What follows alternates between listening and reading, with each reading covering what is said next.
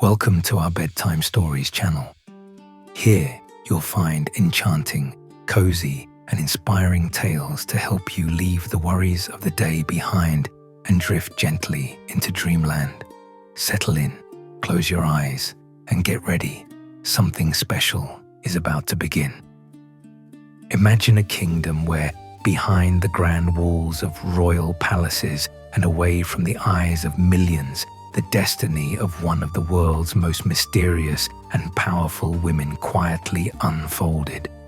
She became a symbol of resilience for a changing world, weathering personal heartbreaks, political storms, and the uncertain tides of history. Each decision she made, weaving together royal tradition and the deepest struggles of the human heart. Tonight, before sleep embraces you, let's journey into the extraordinary life of a woman whose name has become legend, Queen Elizabeth II. Her story begins now. Elizabeth II, the Guardian of the Crown. Part 1. The Awakening of a Princess in the Waning Hours of April 21st, 1926. The city of London slumbered under the weight of its own history. The air was thick with the industrial sense of coal, fog, and 1,000 distant hopes. Deep within the elegant, if slightly unremarkable, townhouse at 17 Bruton Street, Mayfair, a quiet excitement stirred, a sense that something remarkable was about to occur, although no one in the house could fully articulate it. The birth of Elizabeth Alexandra Mary Windsor was not accompanied by fanfares, royal parades, or the thunder of distant cannon fire. The world outside, battered by the aftermath of the Great War and tipsy with the uncertainties of modernity, barely noticed. And yet, in this simple act, a first cry and a mother's exhausted smile, something monumental had been set in motion, the awakening of a new era. She was the first child of the Duke and Duchess of York, later to become King George VI and Queen Elizabeth. The little princess's arrival was, at that moment, an event of familial significance rather than a matter of state. No one could have predicted that this tiny bundle would one day become the face of Britain for most of the 20th century, let alone its steadfast centre through the tumultuous 21st. The early years of Elizabeth's life were defined by the steady drizzle of tradition and the gentle warmth of an unusually loving family. Nicknamed Lilibet by close relatives, her own childish version of Elizabeth, which she could pronounce with charming imperfection, she lived in what could be described as royal obscurity. Her father, Bertie, as he was known within the family, stood second in line to the throne after his older brother Edward, the Prince of Wales. There was little reason to imagine that the life of this small princess would be assigned the weight of a kingdom. Elizabeth's earliest memories were a tableau of privilege and routine.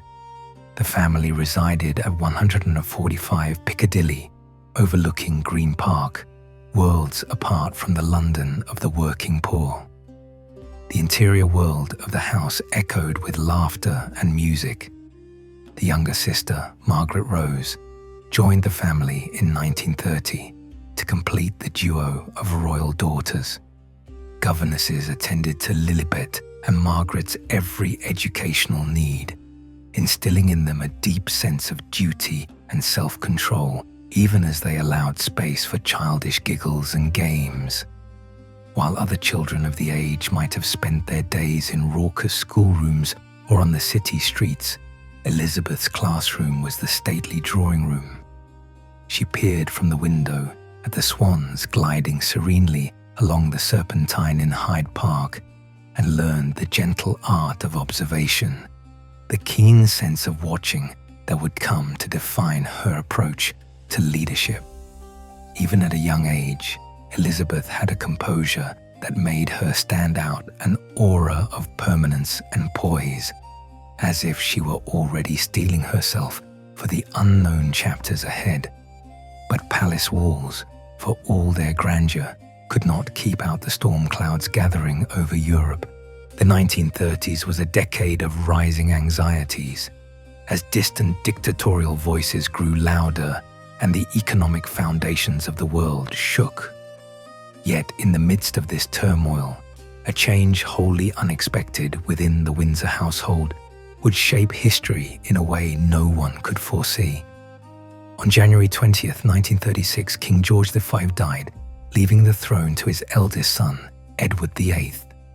The Duke and Duchess of York and their daughters paid respectful allegiance to the new monarch, a figure strikingly modern, romantic, and, as it would soon become clear, tragically conflicted.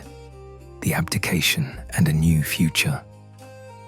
It was the first great crack in Elizabeth's world, for in a twist that would change her destiny, Edward VIII, charming, reckless, hopelessly in love with the American divorcee Wallis Simpson, opted for passion instead of the weighty diadem.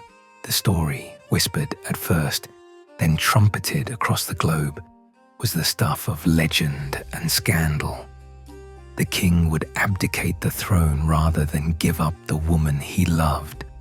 For Lilibet, barely 10 years old, the implications were not immediately clear, but the adults around her shifted suddenly. The walls of playrooms thinned as discussions grew more heated, eyes more anxious.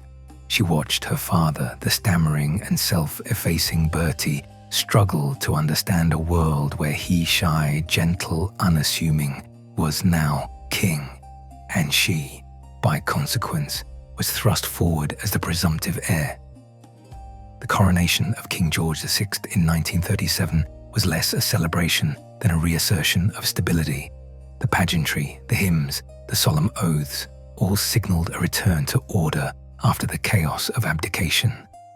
Elizabeth sat with her family beneath the soaring vaults of Westminster Abbey, her eyes wide not just with awe, but with an emerging sense of her future. At home, she wrote out a series of notes about the ceremony, her careful, looping handwriting betraying both seriousness of purpose and childlike wonder. As the Second World War approached, Elizabeth's childhood ended quickly and unceremoniously. The threat of Nazi bombs over London inspired her parents to make a difficult decision. The princesses would remain in Britain, but outside the capital, in the relative safety of Windsor Castle. Here, behind cold stones and under centuries-old rafters, Elizabeth's education was redoubled. She learned French, mathematics, constitutional law, and history, every lesson seemingly another brick in the edifice being built around her destiny. Her adolescence was colored by the thunder of the Blitz. Elizabeth watched as flames rose across the Thames, as soldiers marched off to war and never returned. Fear became a constant companion, woven deep into the tapestry of everyday existence. Yet, as the world grew darker, Elizabeth's resolve hardened. In 1940, at just 14, she delivered her first broadcast to the children of Britain through the BBC's Children's Hour. Her calm, steady voice brought reassurance to thousands and revealed the innate leadership that would one day define her rule. We are trying to do all we can to help our gallant sailors, soldiers, and airmen, and we are trying too to bear our own share of the danger and sadness of war. She spoke, her words belying the tender years behind them. As the war dragged on, Elizabeth became a symbol in her own right, not only to the British public, but also within her family. Determined to do more, in February 1945, she joined the Auxiliary Territorial Service, training as a driver and mechanic. It was a move both symbolic and sincere. For the first time, a female heir to the throne was donning a uniform and contributing to the war effort beyond the protective walls of palace life. Out in the crisp English air, sleeves rolled up, she worked with engines stained by oil and grit, earning the respect of her peers and, more importantly, of her future subjects. The first taste of love. With victory in Europe came a resurgence of life and color in Elizabeth's world. Gone were the blackout curtains and the endless rationing. In their place appeared hope and celebration. Yet for the young princess now on the cusp of womanhood, a different longing began to emerge, a craving not just for public duty, but for personal happiness. Through adolescence and into early adulthood, Elizabeth occupied a peculiar dichotomy. Adored by millions, yet essentially isolated from meaningful friendships or romantic pursuits, her life, from the moment she became heiress presumptive, had been cocooned by protocol and expectation. And then there was Philip. Prince Philip of Greece and Denmark was a distant cousin, a man both dashing and defiant. First introduced when she was a girl of 13, and he a young naval cadet, Elizabeth was instantly captivated. The prince, tall, blonde, and imbued with a brash confidence born of hardship, became her secret star, the axis around which her young heart quietly spun.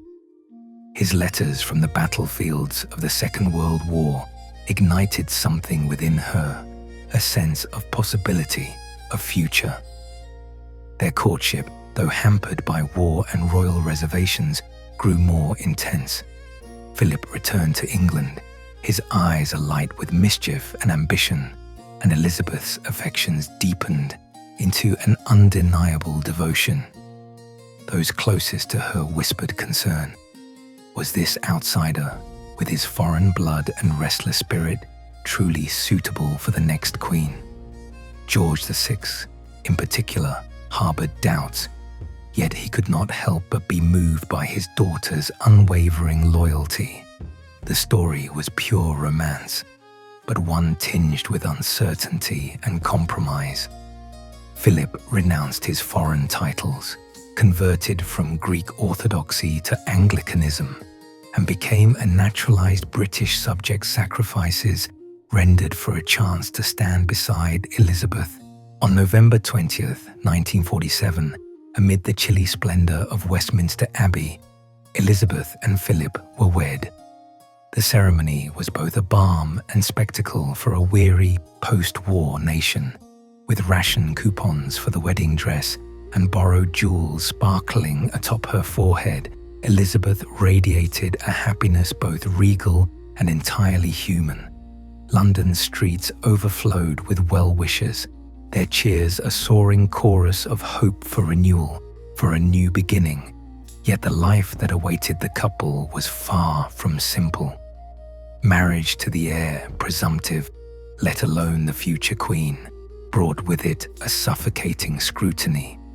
Elizabeth quickly learned that her private happiness must, at all times, be subordinate to her public obligations. And Philip, though fiercely independent, soon found himself struggling with a role that offered status, yet demanded self-effacement. Things were changing faster than even palace walls could contain. The post-war world bore little resemblance to the one in which Elizabeth had been born. Britain's empire, once expansive and uncompromising, was giving way to something new and uncertain, a vast commonwealth of independent states. Here, at the edge of an empire's twilight, Elizabeth began to sense the magnitude of the crown she would one day inherit. The final days of a father. While the young couple embarked on their roles, the health of King George VI began to decline ominously. The weight of the crown was proving more than physical. The abdication crisis, the relentless pressures of war, and his own innate shyness had all taken their toll. Within the palace, whispers of concern grew louder with each passing month. Elizabeth and Philip, sensing the growing danger, took up more royal duties, traveling to countries far and wide in preparation for all that lay ahead.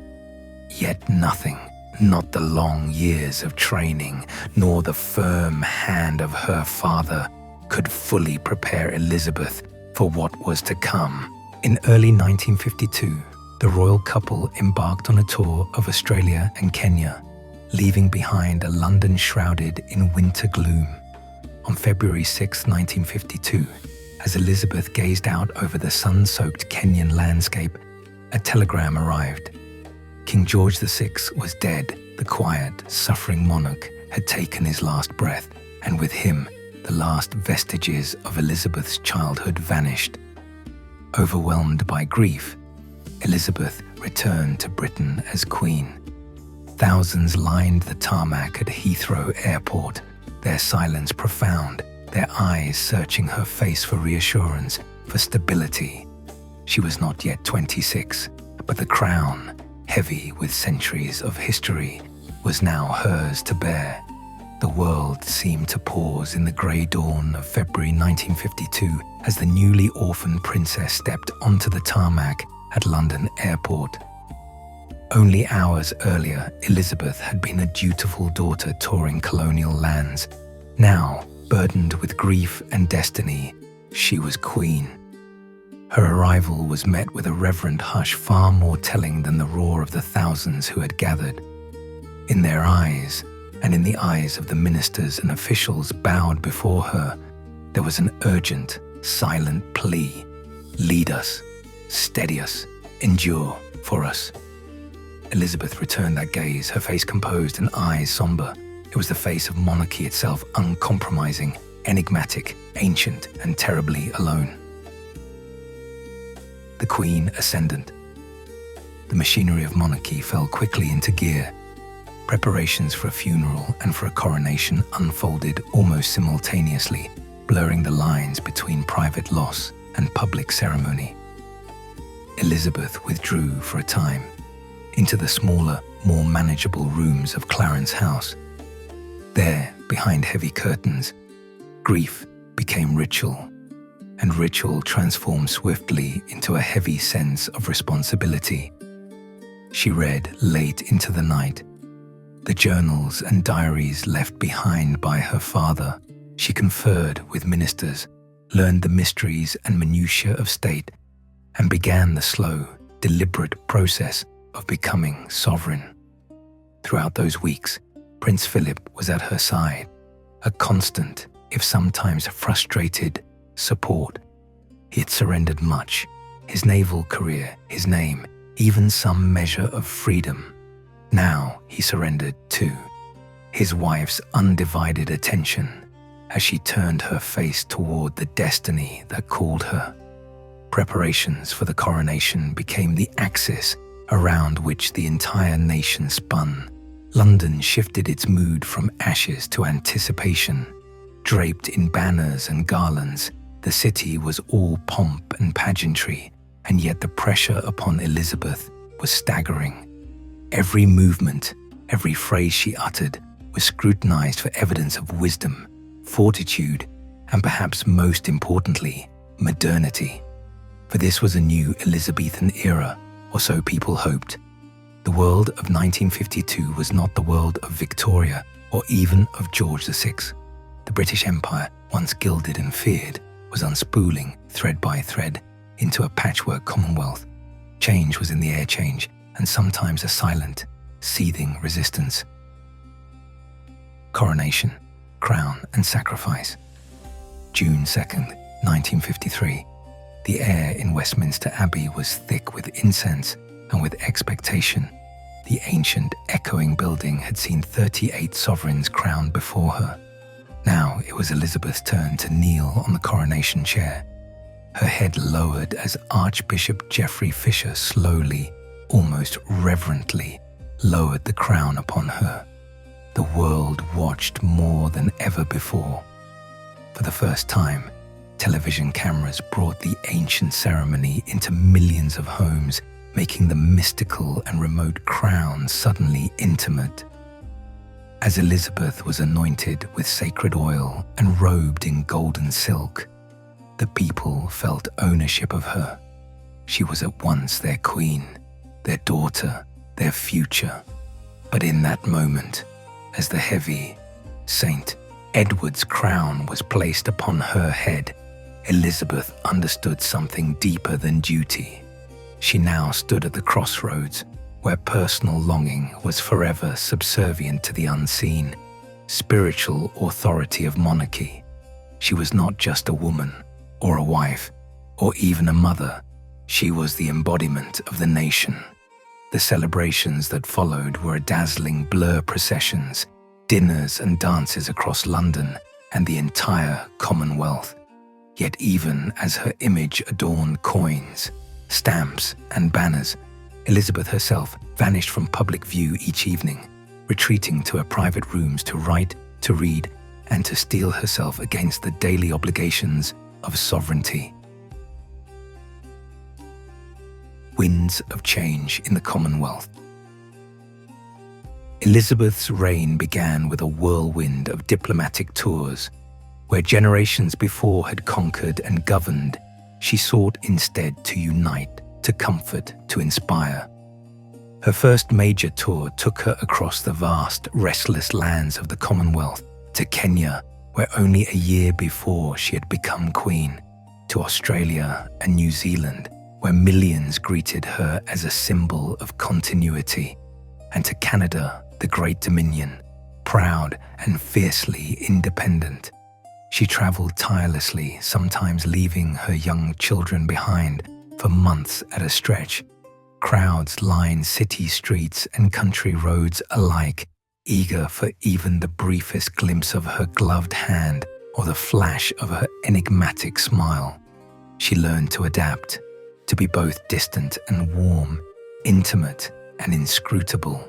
In dusty villages and bustling cities, she listened to stories of hardship and hope, always responding with quiet dignity. And yet, beneath the fanfares and greetings, Elizabeth sensed the shifting tides. More and more of the nation she visited envisioned a future only loosely connected with Britain, a future defined by language, by trade, by culture, rather than by the iron hand of the crown. She did not resist this change, nor did she fully embrace it. Her approach was subtler, rooted in the conviction that monarchy itself must bend, but not break.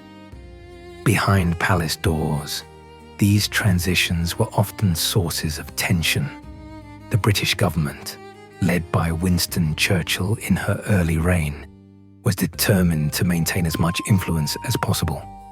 Elizabeth found herself walking an ever narrower path, consort of the old world, harbinger of the new. The strains of private life. There was little privacy behind the gilded gates of royal palaces. Elizabeth's marriage, once a glittering love match, quickly became a matter of public scrutiny and, at times, speculation. Prince Philip, now bestowed the title Duke of Edinburgh, was charismatic, intelligent, and independent to a fault. The rigid conventions of court life chafed at him. Whispers grew that he felt emasculated by his new public role. He was often away touring, sailing, finding his own space amid the shadows of the throne. The birth of their children brought brief moments of intimacy and joy. Charles, their firstborn, then Anne, their spirited daughter, and later, Andrew and Edward. Yet each happy occasion was balanced by renewed pressures. The tabloids of Fleet Street were relentless. Any failed public gesture, any hint of friction was exaggerated for public consumption. Elizabeth responded with stoic composure, refusing to allow scandal or rumor to undermine her sense of purpose. She immersed herself in state business, meetings with prime ministers and foreign heads of state, and the constant flow of diplomatic dispatches that defined her day-to-day life. She read every red box of government documents with the same careful attention she once devoted to her father's diaries, understanding that her signature could change the lives of millions.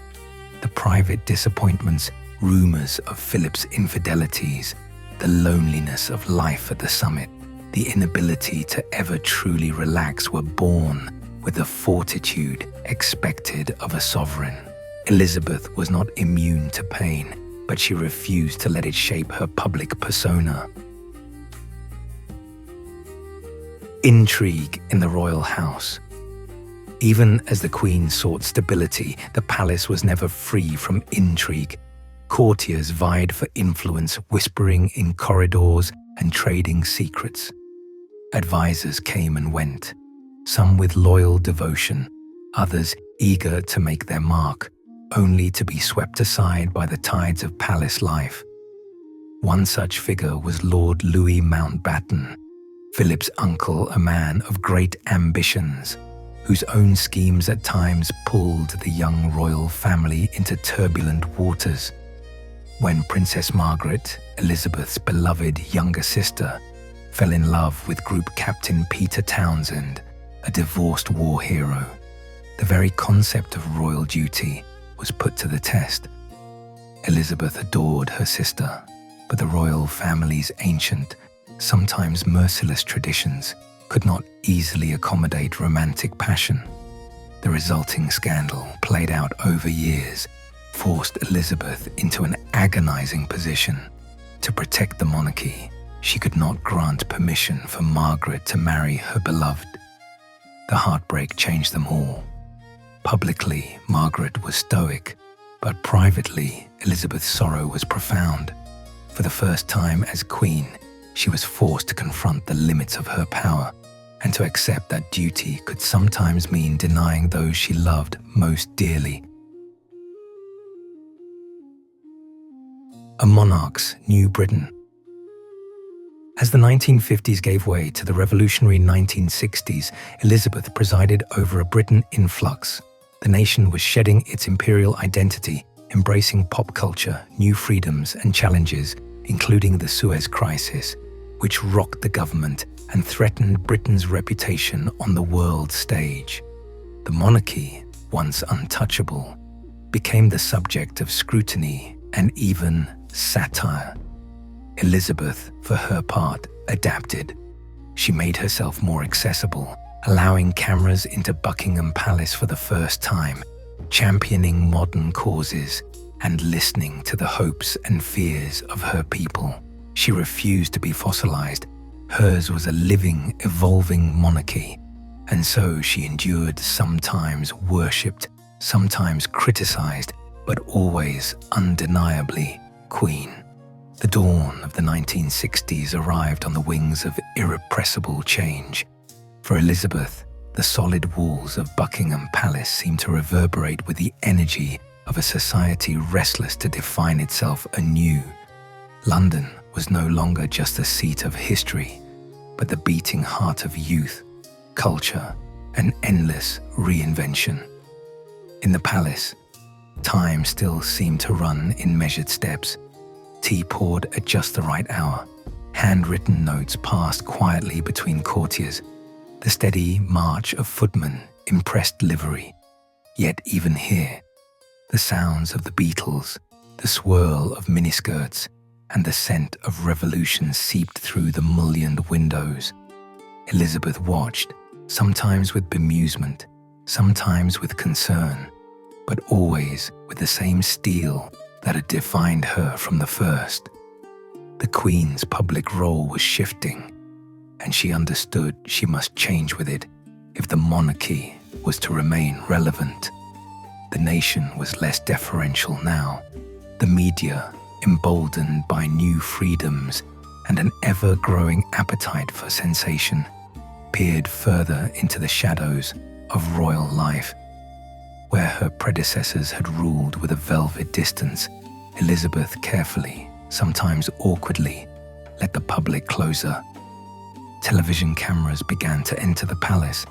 In 1969, in a move as bold as any official decree, she allowed the filming of a documentary showing the royal family at home.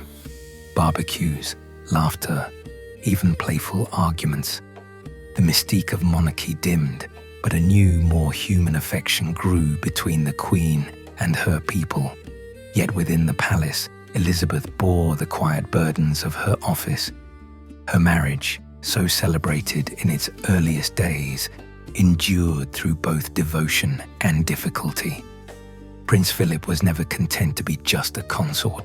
He was ambitious, imperious, sometimes impatient, and the Queen's obligations often placed them at odds.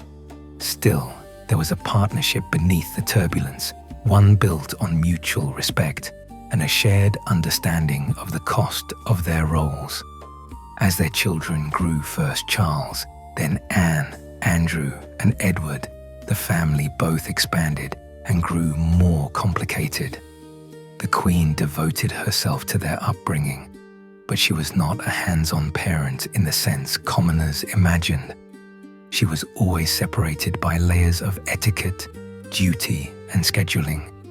Elizabeth loved her children fiercely, yet managed them, in many ways, as extensions of the crown itself. Her eldest son, Charles, was raised as the next in line, his every action shadowed by expectations.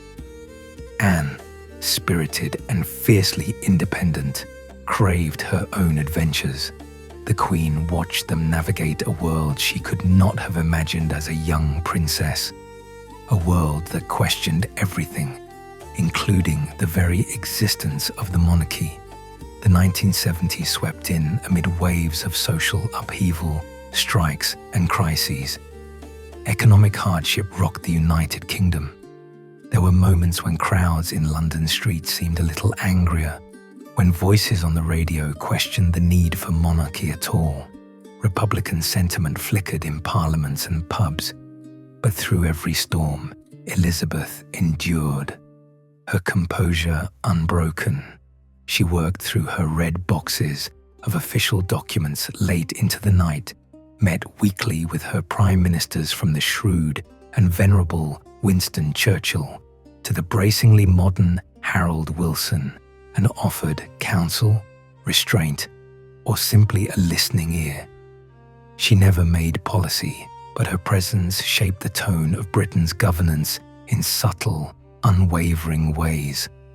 Still, there were wounds that even a crown could not protect against.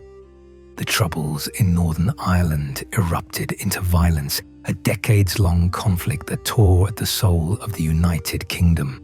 The assassination of Lord Louis Mountbatten in 1979 struck Elizabeth with personal pain, a cousin, mentor, and friend murdered by an IRA bomb. That day, the Queen did not allow the cameras to see her weep, but those who knew her best saw the weight of sorrow in her eyes. She faced national tragedies, disasters both natural and man-made, with the same unwavering stoicism. When coal strikes darkened the country and rubbish piled in the streets, the Queen maintained her carefully crafted sense of calm. When political scandals rocked Downing Street, she offered steadiness. Her Christmas addresses became a yearly reassurance, her words simple but always imbued with a gentle resolve that steadied millions. The intrigue and spectacle of royal weddings briefly lifted national spirits. When Princess Anne married Mark Phillips in 1973, and later Charles's fairy tale courtship with Lady Diana Spencer transfixed the globe, Elizabeth stood as the anchor to tradition, the steady hand amid celebration and scrutiny alike. Yet even these moments of happiness gradually revealed new rifts. Diana, beloved by the public for her beauty and gentleness, struggled within the demanding, rigid structure of palace life. The marriage between Charles and Diana was fraught from the beginning. Two people yoked by expectation, but divided by very different dreams. Elizabeth, ever the duty-bound monarch, found herself in a new and unwelcome role, both matriarch and silent witness to a marriage crumbling before the eyes of the world. As the 1980s drew on, the facade of royal perfection began to crack further. Rumors of affairs, quarrels, and unhappiness within the royal ranks became fodder for relentless tabloid pursuit. The Queen weathered each storm with outward calm, but the palace became a place of whisperers and watchers, loyalty and rivalry inescapable. The Queen's way was always one of dignity, of not flinching or fleeing. She neither confronted nor acquiesced, she simply endured. Internationally, Elizabeth's reign became a living symbol of transition. Her visits abroad were scenes of both nostalgia and reconciliation. Her handshake with former enemies, her presence at ceremonies marking independence or peace, were more than diplomatic rituals. They were tacit admissions that empires ended, but relationships endured if built on respect.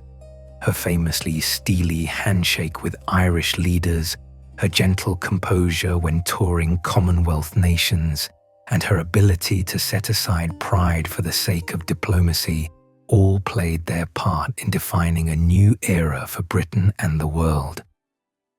Privately, Elizabeth found moments of happiness among her horses at Windsor, walks through the Balmoral mist, and the laughter of grandchildren playing out of view of expectant cameras. Yet there was always a sense of watchfulness, a life lived partly for herself, but even more so for the millions who called her their queen.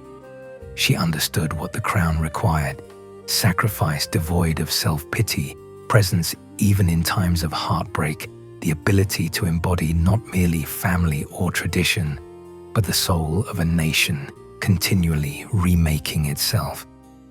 As the world hurtled toward the end of the 20th century, with its revolutionary technology and rapid social change, Elizabeth remained the constant thread.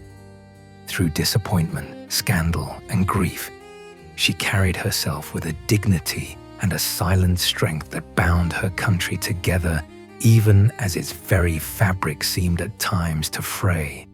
Her reign, the longest of any British monarch, was more than a series of ceremonies, statecraft, and processions. It was the story of endurance of a life lived, as she once promised, whether it be long or short, devoted to the service of her people. The 1990s dawned with a curious mixture of hope and foreboding, and for Queen Elizabeth II, the decade would test her resolve and the strength of the very institution she represented. Britain was shifting economically, culturally, politically. Technology was shrinking the world and quickening its tempo, and a new generation, untethered from the certainties of the past, demanded transparency and sincerity even from the throne. For a monarch schooled in discretion and duty, the challenge would prove unlike any before. Civil unrest and international conflict set the backdrop, but it was within the walls of her own family that storms brewed most ominously. The marriages that had once captivated a nation now fell apart, their unraveling exposed in excruciating detail by a relentless media. Charles and Diana's once fairy tale union became a global tragedy played out in headlines and television screens. Accusations of betrayal, secret recordings, and an ever more public airing of grievances battered the royal mystique until it seemed threadbare and worn. The Queen, who had known duty as both compass and shield, found herself walking a line finer and sharper than ever before, upholding tradition while responding, sometimes hesitantly, to the chorus of public sentiment. In 1992, the Queen's 40-year anniversary on the throne was overshadowed by what she herself would later call her annus horribilis, the horrible year.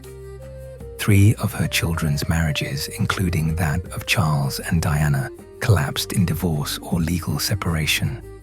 Windsor Castle, that sturdy symbol of continuity, was gutted by fire, its burning turrets broadcast to the world as if to signal a greater, more abstract conflagration within the royal family itself. The public grumbled about the cost of repairs, and for the first time, the Queen agreed to pay taxes on her private income, a reluctant but necessary concession to the demands of a changing era. Through all of this, Elizabeth maintained her public composure. Privately, she grieved deeply, not just for her family, but for the sense of unity she had worked so tirelessly to preserve. The sudden and shocking death of Princess Diana in 1997 struck at the core of Britain's collective consciousness and at the Queen's own sense of order. News of the crash spread as quickly as disbelief. Thousands took to the gates of Buckingham Palace and Kensington Gardens with flowers, photographs, candles, and unspoken questions. Where, they wondered, was their Queen? For nearly a week, Elizabeth remained at Balmoral, comforting her grandsons as they mourned their mother far from London's crowds. The silence became a roar. Public anger swelled. In those uncertain hours, everything the monarchy stood for seemed at risk. The Queen, never one to bend to public whim, chose perhaps for the first time in her reign to step visibly and vulnerably into the expectations of her people. She returned to London, addressed the nation on live television, and in a rare moment of shared humanity, bowed her head as Diana's casket passed before the palace gates. It was an act not of defeat, but of adaptation, a recognition that the monarchy must, if it was to survive, become both symbol and servant to the times. With the new millennium, the Queen gathered her family and her country into an era of relative calm and reflection. The scandals subsided. The monarchy stabilized, in part due to a new generation, William, Harry, and the younger royals, who carried themselves with the approachable grace the public craved. Elizabeth, now in her 8th and then 9th decade, became at once the reassuring grandmother of the nation and its quietly formidable matriarch. Her Christmas broadcasts, delivered in her unmistakable voice, grew ever more personal and philosophical, urging unity, hope, and understanding even as the world around her endured wars, terrorism, and political upheaval. She witnessed and led historic change with a steady hand. The devolution of government powers to Scotland, Wales, and Northern Ireland, a new era of reconciliation with former adversaries during visits to Ireland and South Africa, the United Kingdom's sometimes contentious journey through the European Union, and eventually the maelstrom of Brexit. Through it all, Elizabeth never voiced her own opinions, never yielded to the temptation of politics, never ceased to serve. Her exact beliefs remained a mystery, shrouded in centuries of custom, yet in her actions she spoke patience, dignity, humility. Old age brought physical frailty, but it never diminished her purpose. She continued a punishing schedule of engagements, investitures, state dinners, and Commonwealth tours, even as her stride slowed and her public appearances grew rarer. The loss of her beloved Philip in 2021 marked the twilight of a love that had sustained her through every hardship, the quiet strength beside the throne. For a time, the Queen seemed to shrink within her public role, her black dresses a reminder that even the most enduring among us are woven of flesh, hope, and sorrow. And then, always, she returned. Platinum Jubilee celebrations illuminated the streets of London and the hearts of millions, a luminous testament to 70 years of unmatched service. The country she'd seen through war, transformation, heartbreak, and revival came together to honor her. Children waved flags as they had in 1952. Choristers sang hymns. The bells of Westminster rang. Yet beneath the celebration lay a quiet, collective understanding. An era was approaching its gentle, inevitable end. When the news finally arrived in September 2022, it seemed both shocking and impossibly distant. Elizabeth II, the steadfast, was gone. Britain entered a new silence. People from every corner of the Commonwealth and every walk of life gathered as if drawn to the flickering flame of memory and gratitude. The ancient rituals, the pageantry that she had carried with such grace, were now enacted in her honor. Mourners, young and old, lined the mall under grey skies, laying flowers upon flowers. There were no words grand enough, and yet no words were truly needed.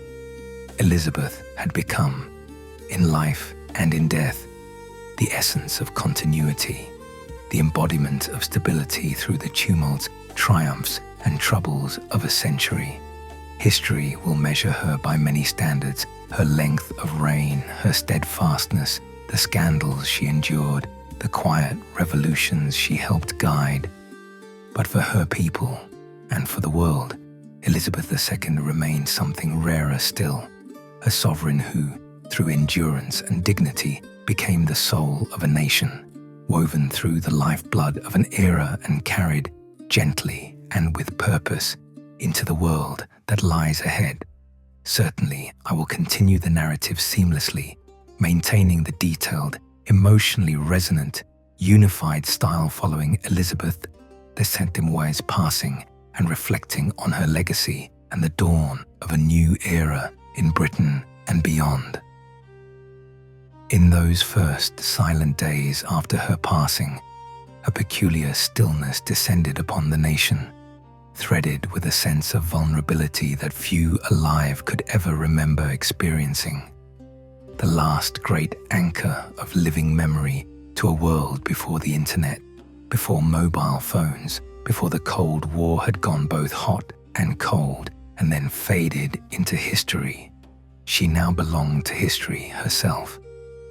Television schedules were cleared for tributes. Flags were lowered to half-mast everywhere, from tiny town halls in Yorkshire to embassies on distant continents. London's ancient stones seemed to mourn, and the countryside, her beloved highlands and meadows, the gardens of Windsor felt emptier in some intangible way. Yet beneath the grief, there was gratitude. It flowed quietly through the crowds queuing for hours by the Thames to pay respects, each individual connected by private memories to a woman most had only ever seen on stamps, in newsreels, or at a great distance behind a gloved hand raised in greeting. Veterans remembered her presence during war. Mothers recalled the steadiness she exuded during national crises. Children clung to the image of the wise, twinkling grandmother who spoke through every Christmas broadcast. In every corner of the Commonwealth, from the sands of Ghana to the frosty edges of Canada, Elizabeth's memory echoed not just as queen, but as a symbol of obligation, yes, but also of possibility, of perseverance, of the conviction that one person, by holding to their duty, could help steady a world spinning with uncertainty. The days of mourning, with all their processions and black armbands and ancient ceremony, became a living tapestry of British resilience. The catafalque sat beneath the Gothic heights of Westminster Hall, rivers of mourners streaming by, soldiers in immaculate dress uniforms, children handing flowers to yeoman warders, pensioners weeping quietly beside their walking sticks, all united in remembrance. The old guard changed, as it always had, but the handover now was almost imperceptibly tender. A new king, Charles III, stepped forward, his own eyes glassy with both grief and the sharp awareness of the weight about to settle onto his own shoulders. Across the world, leaders gathered, presidents whose own nations had just come into being when Elizabeth was crowned, kings and queens of Europe who were themselves children when she became the world's most famous monarch. Their words were respectful, their gestures solemn, but in each there was also deference. It was as if the pageantry and the tears were joined by one more feeling, a kind of awe. To have reigned so long, to have endured so many storms and moments of darkness and come through with dignity intact, this was not mere routine, but a triumph of character.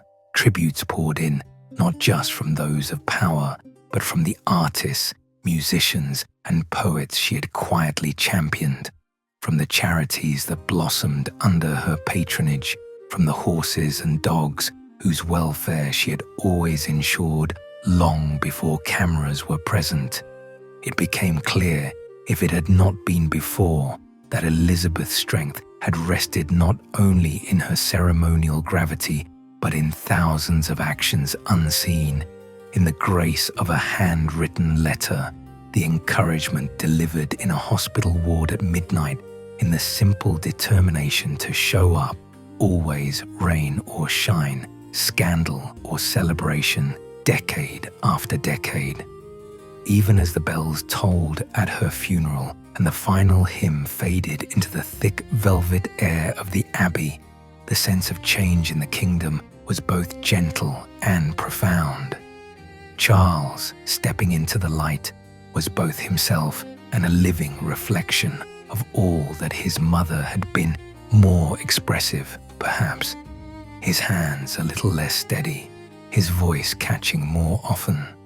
The people, at once uncertain and suddenly awash in familiarity, looked to him as they had to her, not for perfection, for surely the world had grown out of illusions, but for stability, for truth, for the chance to move forward without forgetting the lessons of the past.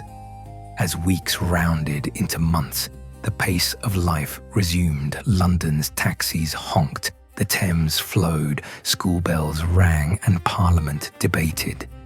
Yet it was impossible to ignore that a chapter, the longest and among the most beloved in Britain's book, had closed.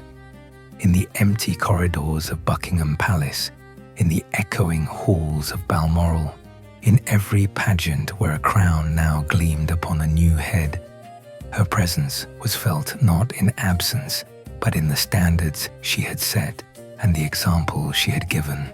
Her story, woven as it was through tempest and sunshine, through scandal and reconciliation, would be told endlessly, not just in textbooks and biographies, but around dinner tables, in schoolrooms, and in the quiet moments when a nation, uncertain and hopeful, needed reminding of what endurance, honesty, and steadfastness might achieve.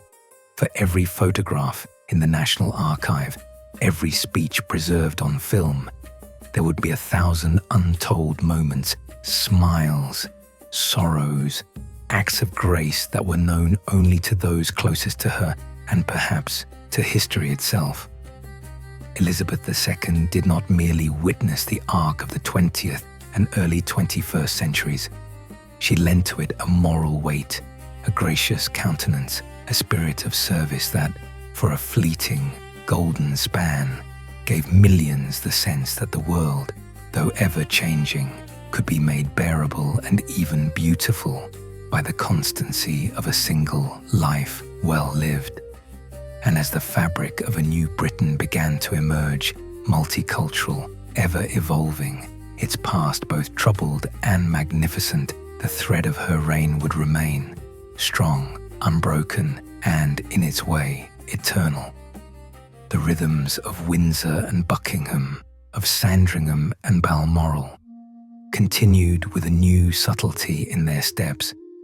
Where once Elizabeth had moved, steady as sunrise through those venerable halls, now her children and grandchildren walked in her stead, sometimes reverently, sometimes tentatively, each one shaped by her memory and the expectations she had set. Charles, the new king, understood intimately how the substance of monarchy is woven not only from power, but from perception, how a sovereign must both lead and, crucially, listen. Charles was older than any heir before him when he inherited the crown. His life had been cast in the public eye almost since birth, years of preparation held up to scrutiny, personal passions and pains dissected on newspaper front pages, his every action and word compared, often at first unfavorably, to the composure of his mother. But in the weeks and months after the Queen's passing, something shifted both in Charles and in the people. He spoke more freely of change, of unity, of urgent causes, climate, community, care for the vulnerable that had animated his life as Prince of Wales. There was caution, of course, a wariness born of scandal and loss, but also a genuine desire to honor his mother's legacy by seeking a gentler, more outward-reaching monarchy. William and Catherine, the Prince and Princess of Wales, now stood in the front line of this new royal era.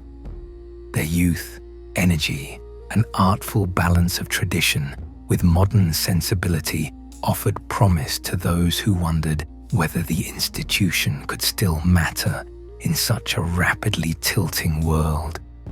William, raised with the traumas of both privilege and tragedy, bore himself with a gravitas reminiscent of his grandmother, though his manner was sometimes more open, more approachable.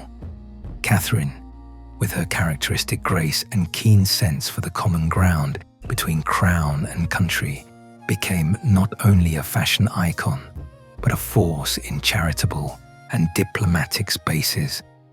The younger royals, Harry, whose break from the family and candor about struggles, old and new, reverberated across continents.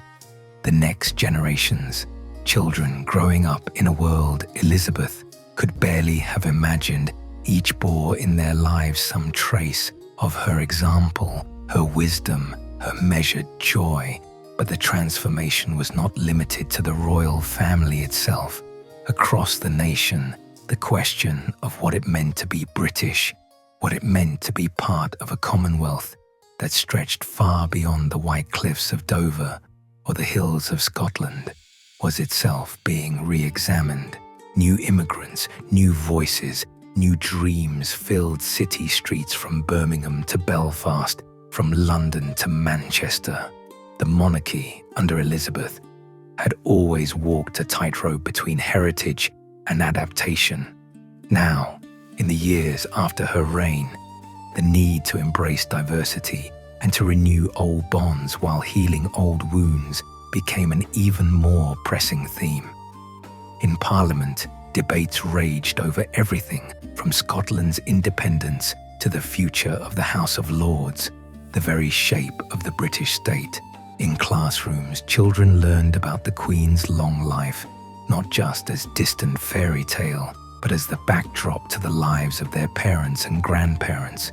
The Blitz survivor, the war mechanic, the young Queen in mourning, the robed figure at countless state openings, the face that changed subtly on coins as eras and governments came and went. Art and literature, too, found new nuances in Elizabeth's legacy. Novelists, filmmakers, and biographers returned again and again to her singular blend of visibility and mystery, a woman who had almost never uttered a partisan word in public, yet whose actions and presence shaped history's course at every turn. Documentaries examined the long arc of the Elizabethan age wars and peaces, spaceflight and the digital revolution, women's emancipation, the rise and fall of empires, always finding in her a symbol of steadiness, a keeper of tradition, and, at times, a quietly revolutionary figure who, by not changing outwardly, allowed the nation time and cover to transform itself. The Commonwealth, still encompassing old dominions and new partners, gathered for solemn summits and joyful games, often invoking Elizabeth's memory as a way of linking past and future. In places where her rule had once meant colonial oversight, now there was, thanks in part to her outreach and humility, a nuanced respect, and often sincere affection. New leaders found themselves welcomed not with arrogance, but with the reminder that their nation's stories mattered to her, as she had shown by traveling farther and greeting more people in more places than any sovereign before her. Though Republican movements occasionally gained ground, and some countries did finally set aside the British monarch as head of state, most did so without rancor. The Queen's example had, in many ways, softened the hardest edges of empire with the balm of reconciliation and shared remembrance. In the years following her death, memorials were raised in parks, gardens, and little corners of the countryside she had cherished. Schools and hospitals bore her name. Rarely did a month pass without some television special, some small ceremony, some mention of her in the speeches of prime ministers and local mayors alike. Anniversaries of her coronation, her jubilees, her famous visits abroad became moments for remembrance and gentle debate, a time to ask what the future should hold while looking back gratefully at what had been endured and accomplished. And so, in the great cycle of history, Elizabeth II's reign moved gently into legend. She became, for millions, a reference point, the calm in crisis, the face of duty, the final echo of an age when monarchs might not rule, but could still matter simply by being there, by shouldering the weight of time, and by giving their life day after patient day to something greater than themselves. Charles and his descendants would bring their own strengths and sorrows, their own stories and scandals. The monarchy would continue to change as it had, imperceptibly but steadily, in every single year of Elizabeth's unmatched reign. Yet all knew that something singular had passed, not just an era, but a symbol of faith in the possible endurance of the old through all the shocks and surprises of modern life. The image of Elizabeth, sometimes smiling on a rain-soaked balcony, sometimes bent with age and sorrow, always composed, remained etched in the public consciousness. She belonged now to the ages, her story a North Star by which a sometimes restless realm might, when it needed, steady itself and find new paths forward. And in that, her true legacy was sealed, quiet, profound, and lasting, as enduring as the crown that she carried so resolutely for so long. With each passing year, the presence of Elizabeth II mellowed from recent memory into legend, woven into the everyday language and rituals of her country with surprising ease. Her likeness, familiar on stamps, notes, and portraits, became more than a symbol of monarchy. She was a touchstone of continuity in a world where everything else seemed to shift at dazzling speed. Grandchildren and great-grandchildren grew up hearing stories of the Queen from those who had seen her pass in procession or had watched her solemn broadcasts on frosted winter evenings. At garden parties and in village halls, older Britons recalled the corgi parades, the wartime broadcasts, the reassuring steadiness of her gaze in years when storms rattled the nation's windows. For the new King, Charles, and for William and his generation, balancing reverence for the Queen's memory with the need for incremental transformation became both challenge and compass. The monarchy, as it always had, shifted its public face in subtle, strategic ways. New traditions began to take hold, more public walkabouts, more open conversations about mental health, greater engagement with communities that had felt peripheral for decades. Environmental stewardship, a cause Elizabeth had quietly supported in her later years, now flourished as a royal priority, drawing admiration and bolstering a sense of shared purpose across a Britain ever more mindful of its place in a fragile world. Yet, it was not nostalgia alone that kept the story of Elizabeth alive. Unprecedented times, pandemics, global economic rumbles, shifts in geopolitical alliances often rekindled the public's memory of their late queen's poise in crisis. Whenever the country faced uncertainty, her words, speeches, and even her silences were replayed across the airwaves. Journalists and leaders alike invoked her legacy as a steadying influence, a model of fortitude without spectacle, service without self-promotion. In schools, children learned of her youth in wartime, the sacrifice of her own desires to the requirements of the crown, the way she maintained diplomatic channels through decades of shifting alliances. Plays and documentaries explored the personal cost of monarchy, how Elizabeth stood as matriarch not just to a royal family rife with drama, but, in a sense, to a nation sometimes finding in her a stand-in for their own lost mothers and grandmothers. Even critics, once eager to declare monarchy obsolete, often granted that her reign had been one of earned legitimacy, her unbroken sense of service something rare and precious in any field. The passage of time cast events of her reign in new light. The cold tension of the Suez Crisis became, in hindsight, an episode of humility and transition for the British state. The fire at Windsor Castle, once a national embarrassment, was now remembered as the moment the Queen made tangible her commitment to adapt, opening the palace to the public, shouldering some of the cost herself. Her cautious support of technological change, from the first televised coronation to video messages and internet launches, marked her as a sovereign willing to evolve without surrendering dignity. And so, whenever national celebrations unfolded, jubilees, ceremonies for royal births and marriages, victories at sporting events, Elizabeth's presence was felt, sometimes in word, often in the traditions she had shaped. When times were hardest, whether on Remembrance Sunday or in times of national mourning, her voice from the archives offered reassurance. The Commonwealth, too, marked her passing with commemorations, a legacy of unity through diversity and shared ambition that new generations of leaders sought to preserve.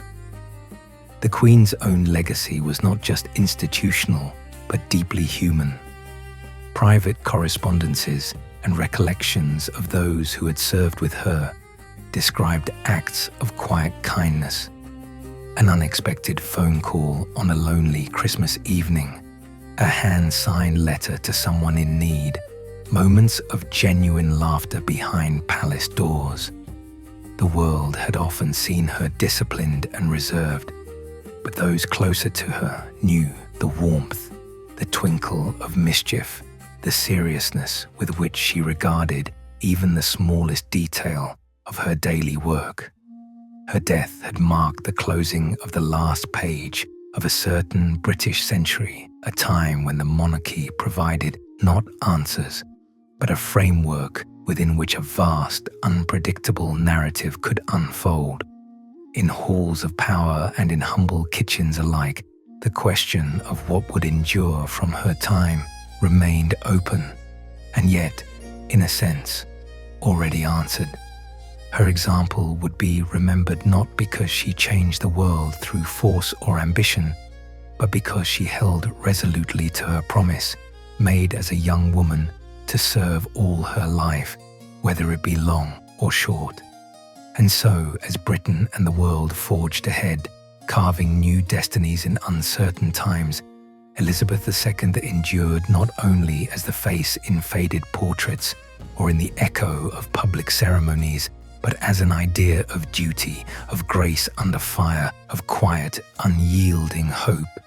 She had not sought adoration, and perhaps it was for that reason she earned such lasting and genuine affection. History, as she well knew, offers no guarantees of permanence, but for millions, her reign was both anchor and lodestar, a light by which to mark the way, no matter how rough the sea or how dark the sky. Sakumam. In homes, schools, and government offices, memories of Elizabeth II remained a living inheritance. Her portrait might have been replaced on coins and postmarks by the visage of Charles III, but in conversations, in moments of national reflection, and in the dilemmas of leadership, people invoked her name. Her example, defined by unwavering service and humility, set a silent benchmark against which public figures were continually measured. In a world increasingly impatient with pretense, the story of a queen who met thousands of obligations, large and small, without fanfare, held extraordinary weight. The new king and the royal family strove to walk in her shadow, while gently modernizing the institution. Engagements became less formal, but more frequent, reaching new communities and acknowledging the evolving tapestry of British and Commonwealth society. The monarchy was ever scrutinized for its relevance, yet found itself reinvigorated when acts of service mirrored Elizabeth's sensibility, visits to hospitals, support for charitable endeavors, genuine expressions of sympathy and encouragement at times of crisis. Anniversaries of Elizabeth's birth, coronation, and passing unfolded as occasions for spirited national remembrance. Musical tributes echoed her favored hymns. Horse shows and charity events honored her lifelong passions. Children penned essays and crafted art about her reign, binding a new generation to a monarch they had never met but, in many ways, felt they knew. Paddington Bear, who had once shared a cherished televised tea with her for her Platinum Jubilee, became a frequent sight at Memorial Gardens, playful, comforting, a reminder of the Queen's gentle humor and connection to all ages. Her former residences, particularly Windsor and Balmoral, attracted not just tourists, but pilgrims, people who sought, in the quiet gardens and ancient halls, a sense of continuity amid turbulence. And in those sanctuaries, the traces of her presence remained palpable. The arrangement of photographs, the books neatly stacked with bookmarks halfway through, the fields where she had walked her corgis or watched new foals take their first wobbly steps. Globally, her legacy was more complex, but no less influential. World leaders cited her example in speeches about leadership, the power of restraint, and the dignity of service. For many former colonies and members of the Commonwealth, she was the last direct link to an imperial lineage. They remembered a monarch who had apologized, who had honored new national identities, who had attended independence ceremonies not as a ruler losing dominion, but as a witness expressing hope for equality and friendship. On the anniversary of her death, candlelight vigils flickered as far afield as Nairobi, Bridgetown, and Wellington, mingling gratitude for what she represented with the forging of futures rooted in shared ideals. Privately, her family grew, evolved, and endured its trials in much the way she had modeled. Royal weddings, christenings, and funerals became moments not only of spectacle, but of healing and opportunity for fractured relationships to find new ground, for old wounds to soften under the blessings of hindsight and forgiveness. Siblings who had quarreled remembered her tempered counsel. Grandchildren carried forward small rituals she had started, from holiday traditions to quiet acts of philanthropy. Biographers and historians, in their ever-expanding shelves of books and documentaries, found fresh material. With the passing of time, new letters discovered, candid remembrances shared by those who had served or known her. They saw again and again the same themes woven through every chapter: duty before self, emotional discipline, a surprising wit kept closely guarded, and an abiding belief in the power of small gestures, whether in comforting a single war widow or encouraging a newly minted poet laureate. Year by year, the soft transformation continued. Charles's reign embraced green initiatives, unprecedented transparency, and a greater openness in matters of succession and personal struggle. William and Catherine, poised for the future, championed causes from mental health across the world to ending homelessness at home. And still, in uncertain hours, in the hush before a major announcement, in the national quiet that follows tragedy, even in the simple joy of a Sunday in the park, Britons and their friends abroad found themselves thinking of Elizabeth II. Her reign became, paradoxically, not the end of royalty, but the map for modern kingship and public service. That one could be modern and dutiful, visible but not intrusive, principled without being rigid or sanctimonious. Thus, through the living actions and aspirations of those who followed her, and in the memories of millions across a changing world, the spirit of Queen Elizabeth II abided. She was present wherever quiet courage mattered, wherever tradition met kindness, wherever a leader stood and promised, above all else, to serve. And so, as the decades rolled forward, Elizabeth II's legacy rippled into corners she might never have imagined, her quiet strength continuing to serve as both guide and warning. Society's changes only accelerated. Technology brought not merely information, but unending debate, social movement, and upheaval. Yet in times of turmoil, the people and their leaders still looked back, consciously or instinctively, to the values embodied in her reign. At major turning points, when the nation celebrated a scientific breakthrough, sent aid after a disaster, or mourned losses in times of terror or grief, it became almost reflexive to invoke the Queen's example. The media, often fractious and skeptical, nonetheless returned to moments of her calm constancy, holding up her words as a gold standard.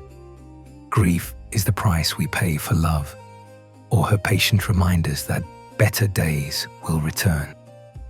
Teachers quoted her, artists painted her image afresh, and at anniversaries of the Second World War, veterans' grandchildren would gather, sharing stories of the young princess's broadcasts that had brought hope and fortitude to a battered land. As the monarchy adapted in the years after her passing, it found itself both challenged and enriched by that legacy. Charles, and after him, William, led with a blend of the old and new, retaining the ceremonial weight of monarchy, but choosing new themes: the environment, national well-being, compassion for the marginalized.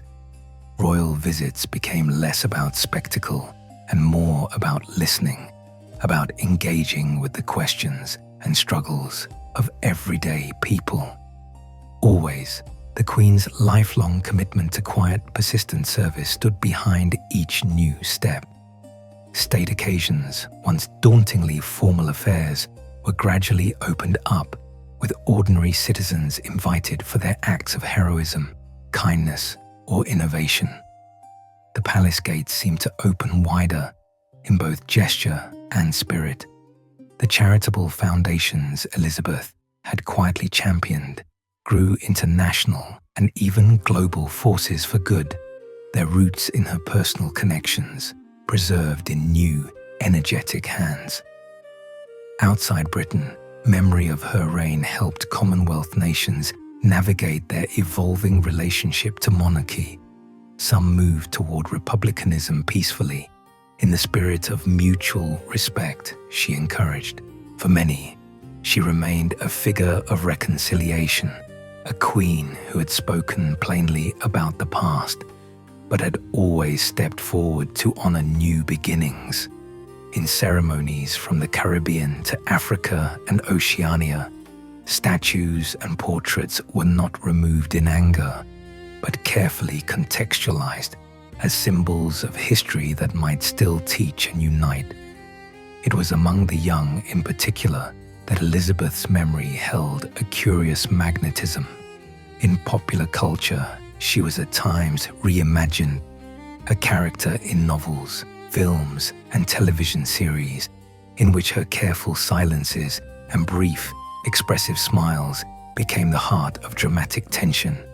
School children wrote imaginative letters to the late Queen, staged plays about her life, and debated the relevance of monarchy with a frankness she might have admired. The royal family's joys and sorrows, weddings, births, discord, and reunion continued in view of the public, now in an age always online. But even as images flickered instantly around the world, the sense of gravitas set by Elizabeth's reign provided a necessary counterpoint. In moments of misstep or controversy, it was her discipline, her measured words, and enduring sense of responsibility that provided the standard. Sibling rivalries, rifts with the press, debates about independence or reform, all seemed, when measured against her long example, less insurmountable, more likely to find a gracious or patient resolution in time. Sometimes, on quiet evenings, people would speak of the Elizabethan era not merely as a span of history, but as an attitude, a belief that a single life of commitment could lift a whole people. Her signature, found on laws, treaties, and the simplest charities, was regarded with a reverence that transcended politics or preference. The crown endured, as it always had, but it endured more gently, with a certain humility, touched forever by her long example. Thus, generation gave way to generation, the world surging on, yet always carrying that invisible thread, the memory of a woman crowned before television was widespread, who had remained when so much else had changed. In her wake, the nation found itself braver and kinder, if sometimes nostalgic, always searching for the steadiness she had given so freely. For Elizabeth II's true gift, beyond the wealth or power of monarchy, was her unwavering sense of duty combined with a quiet understanding of change. Her reign was proof that tradition and change need not be enemies, that service could ennoble, and that the dignity she embodied might still be an anchor for all who came after. The future would be different, as it always is, but generations forward would look back to the Queen who weathered war, scandal, and revolution, and whose reign became not only Britain's longest, but among history's most quietly luminous. Absolutely. The echo of Elizabeth II's reign continued to inform the present, her memory interwoven with the aspirations and anxieties of an ever-shifting nation and world.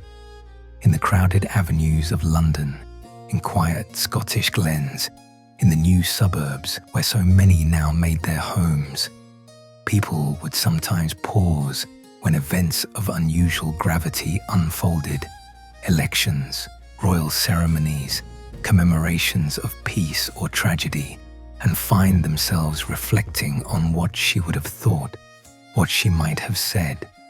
For historians and chroniclers, her era was an inexhaustible well. Unsealed archives and newly released letters revealed layers to her character that had remained by her choice private during her lifetime. There were glimpses of doubt, notes of humor in the margins of official papers, small tokens of affection sent to friends or staff. It became clear that her mastery lay, in part, in her willingness to remain mysterious. She had understood, perhaps better than any modern sovereign, that a little distance lent monarchy its essential magic, but that warmth, when offered genuinely, was never forgotten by those who received it, even for a moment. For Charles and the succeeding generations, the challenges were different, but still rooted in that example.